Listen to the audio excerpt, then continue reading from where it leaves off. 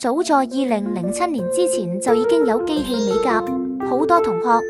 客人都以為俄式收手是近年才出現的新技術，其實不是。早在2007年之前，美甲教材已經記錄了電動修甲，而且程序和今天的俄式收手非常接近。推開角質、修剪死皮、電動磨頭精修、指甲護理技術本身一直存在，只是隨着工具升級，磨頭分類更細，教學更標準化，大家開始用俄式收手這個名字去形容更精緻的做法。重點不是名字，而是技術原理和安全操作。任何收手方式只要做到乾淨、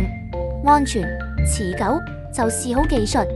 希望這個小知識可以幫到學生更理解技術來源，亦令客人知道美甲並不是靠新名詞，而是靠專業累積。